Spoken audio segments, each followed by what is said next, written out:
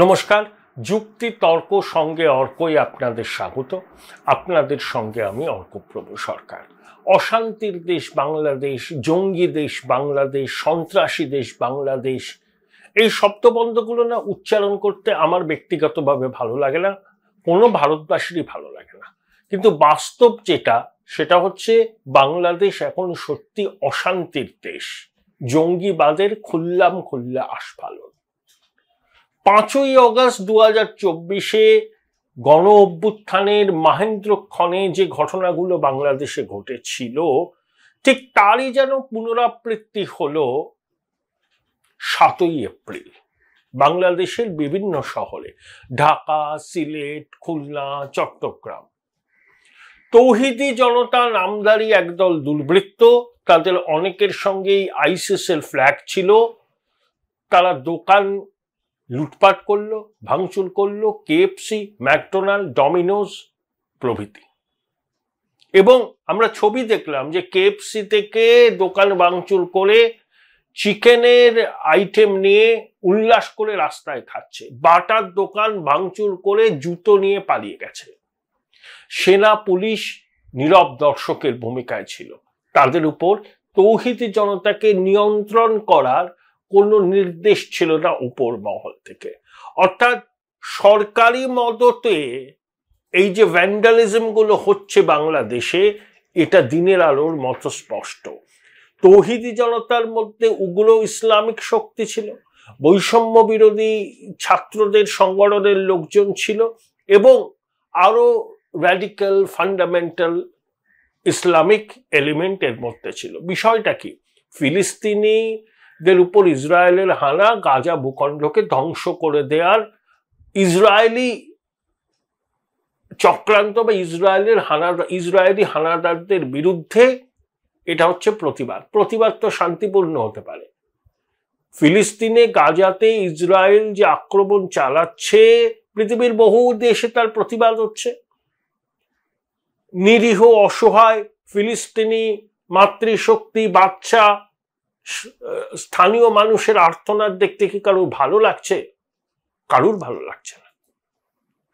প্রতিবাদ করতেই পারেন, বিক্ষোভ করতেই পারেন, গণতান্ত্রিক আবহে বিক্ষোভ, প্রতিবাদ এসব তো থাকবেই। মার্কিন দূতাবাসের সামনেও বিক্ষোভ হতে পারে, কিন্তু তার মানে এই নয় বিক্ষোভের নামে অনাচার করব, গুন্ডামি করব। ঠিক 5ই অগস্ট 2024 অভ্যুত্থানের দিন বাংলাদেশের যে ছবি ছিল, তারই একটা পুনরাবৃত্তি হলো, এবং সেনা পুলিশের যৌথ বাহিনী দাঁড়িয়ে দাঁড়িয়ে দেখলো সেনার হাতে আবার ম্যাজিস্ট্রেসি পাওয়ার আছে। এই সেনা পুলিশের যৌথ বাহিনী 32 নম্বর ধানমন্ডি যখন ভেঙে গুড়িয়ে দেওয়া হলো, তখন নীরব দর্শকের ভূমিকা পালন করেছে। কয়েকদিন আগে নিউ ইয়র্ক টাইমস একটা প্রতিবেদনে লিখেছিল না, বাংলাদেশে জঙ্গিবাদ ক্রমশ মাথাচাড়া দিচ্ছে, তা বিশ্বের কাছে উদ্বেগের। অক্ষরে অক্ষরে নিউ ইয়র্ক টাইমসের প্রতিবেদনটি যে সত্যি সেটা প্রমাণিত হলো। আমরা দীর্ঘদিন ধরে এই বিষয় নিয়ে উদ্বেগ জানিয়ে আসছি। এই যে প্রধানমন্ত্রী নরেন্দ্র মোদীর সঙ্গে ইউনূসের বৈঠক হলো, তাতে বাংলাদেশে বেড়ে চলা জঙ্গিবাদ যে আমাদের বিপদের কারণ হতে পারে সমগ্র বিশ্বের, ভারতীয় উপমহাদেশে, সেটা ডক্টর ইউনূসকে পরিষ্কারভাবে বলেছেন নরেন্দ্র মোদী। এবং ইসলামিক জঙ্গিবাদকে ঠেকাতে ইউনূসের প্রশাসন যেন উদ্যোগী হয়, সে ব্যাপারে নরেন্দ্র মোদী অনুরোধ করেছেন। ইউনূস মুখে বলছেন, শান্তির ললিত বাণী শোনাচ্ছেন, ইনক্লুসিভ বাংলাদেশের কথা বলছেন, বাস্তবে দেখা যাচ্ছে তৌহিদি জনতা নামধারী একদল দুর্বৃত্ত, তারা নিজেরা আইন শৃঙ্খলা নিজেদের হাতে তুলে নিচ্ছে।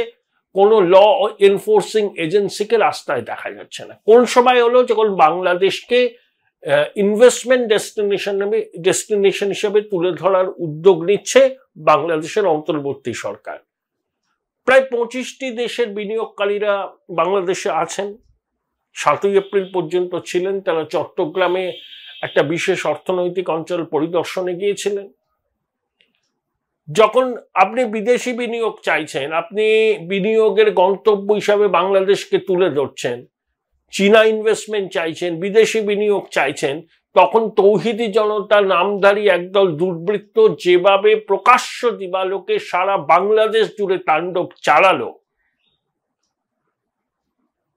এর থেকে কি মনে হয় যে তৌহিদি জনতাই বাংলাদেশের নিয়ন্ত্রক?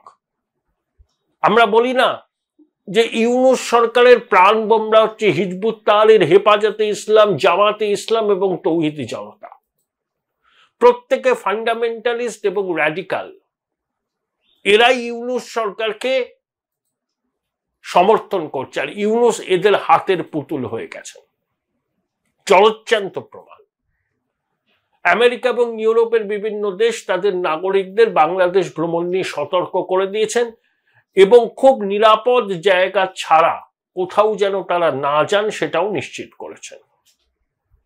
তাহলে উগ্রবাদী জঙ্গি ইসলামের রমরমা যে চলছে বাংলাদেশের মাটিতে, তার জলজ্যান্ত প্রমাণ হচ্ছে এটা। আমাদের দেশেও ইসরায়েলের প্যালেস্টাইনের উপর আক্রমণ, গাজা ভূখণ্ডে ইসরায়েলের আক্রমণের বিরুদ্ধে অনেকে পথে নামেন, বামপন্থীরা নামেন। মার্কিন দূতাবাসের সামনে বিক্ষোভ হয়, দিল্লিতে ইসরায়েল দূতাবাসের সামনে বিক্ষোভ হয়। কখনো দেখেছেন এই ধরনের ঘটনা? ভারতবর্ষে তো 20 কোটি মুসলমান থাকে, কখনো দেখেছেন এইরকম ভ্যান্ডালিজম করতে? বাংলাদেশে আবার ফিরে এলো 2024 সালের 5ই অগাস্টের স্মৃতি। অস্বীকার করে কোনো লাভ নেই। এবার আসুন, আমাদের একটা অবস্থান আছে। দেখুন, নিরীহ প্যালেস্তিনিদের উপর ইসরায়েলের বাহিনীর হানা, তাতে সাধারণ মানুষের মৃত্যু আমাদেরও আন্দোলিত করে, আমাদের হৃদয়ে রক্তক্ষরণ হয়। ভারত দীর্ঘদিন ধরে ফিলিস্তিনিদের আত্মনিয়ন্ত্রণের অধিকারের পক্ষে সরব, এটাও আমাদের এখনো আমাদের একই অবস্থান। কিন্তু 2023-এর 7ই অক্টোবর হামাসের জঙ্গিরা ইসরায়েলি ভূখণ্ডে যে হামলা চালিয়েছিল তার পরিণতিতেই কিন্তু ইসরায়েল ডিফেন্স ফোর্সের এই আগ্রাসন। এখন ডোনাল্ড ট্রাম্প তো পরিষ্কার বলে দিয়েছেন যে গাজা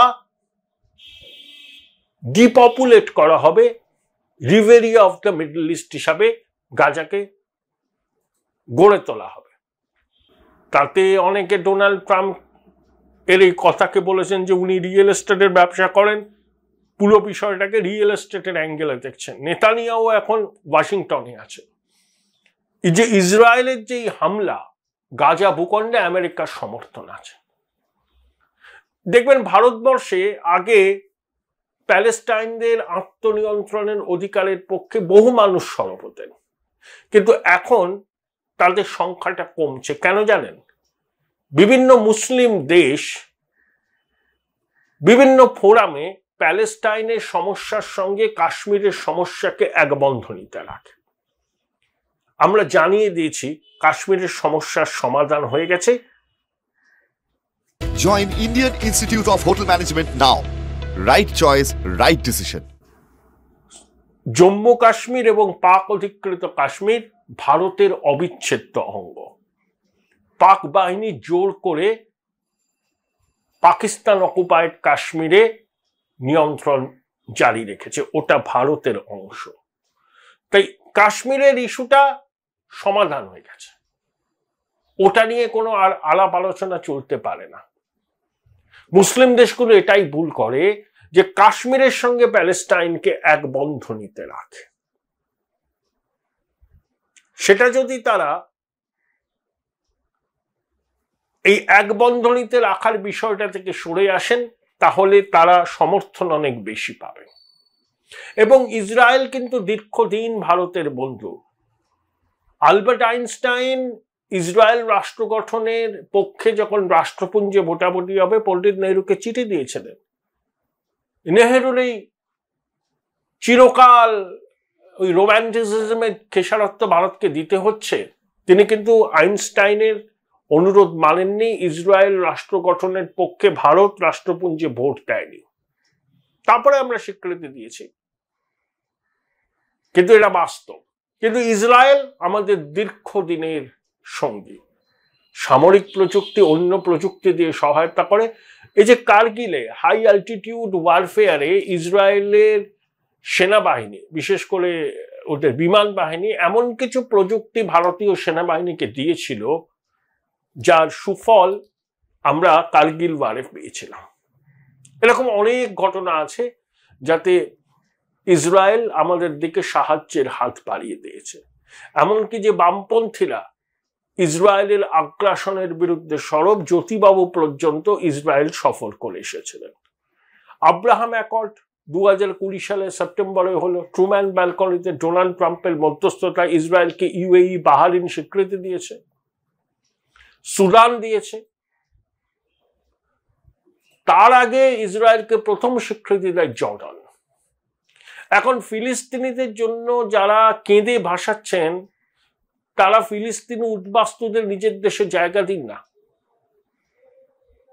টার্কি দিক না, মিশর দিক না, জর্ডান দিক না, ইউএই দিক না, কেউ কিন্তু দিচ্ছে না।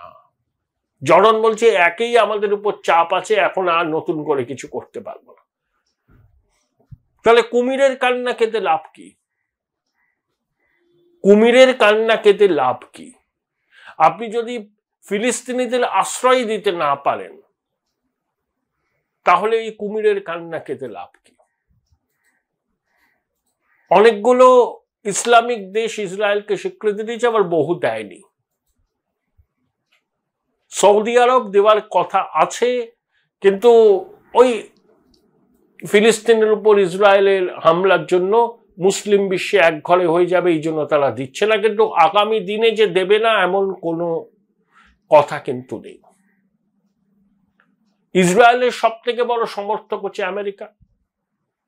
তাহলে আমেরিকার সঙ্গে বিভিন্ন মুসলিম দেশের স্ট্র্যাটেজিক অ্যালায়েন্স আছে, তাদের নিরাপত্তা আমেরিকা সুনিশ্চিত করে।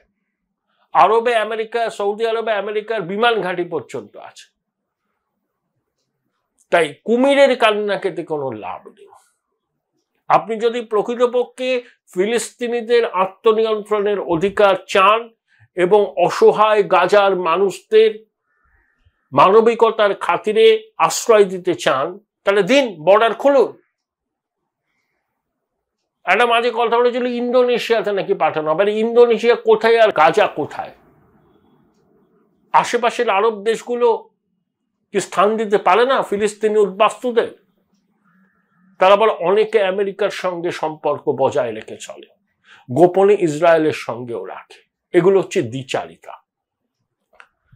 ইসরায়েল আমাদের বন্ধু, আবার একই সঙ্গে আমরা ফিলিস্তিনিদের আত্মনিয়ন্ত্রণের অধিকারকে সমর্থন করি। কিন্তু বাংলাদেশে বিভিন্ন শহরে ফিলিস্তিনিদের সমর্থনে যে বিক্ষোভ হলো সেটাকে ভ্যান্ডালিজম বলা হয়। জঙ্গি জিহাদিরা আস্ফালন করলো তৌহিদি জনতার নামে, দেখা গেল আইসিসের ফ্ল্যাগ।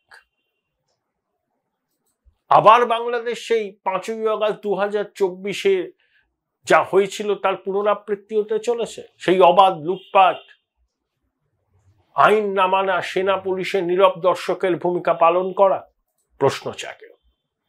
একটা বিষয় বলে শেষ করে, এই যে রামনবমী হলো 6ই এপ্রিল, তাদের সারা পশ্চিমবঙ্গে 2000-এর বেশি মিছিল বেরিয়েছে।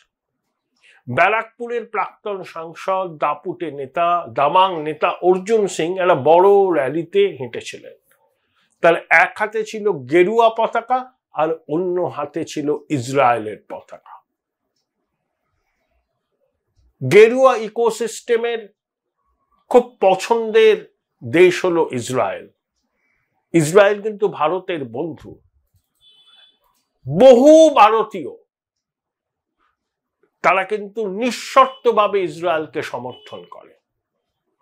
অর্জুন সিং এর রামনবমীর মিছিলে এক হাতে গৈরিক পতাকা, অন্য হাতে ইসরায়েলের পতাকা নিয়ে হাঁটা সত্যিই কিন্তু একটা অন্য বার্তা দেয়।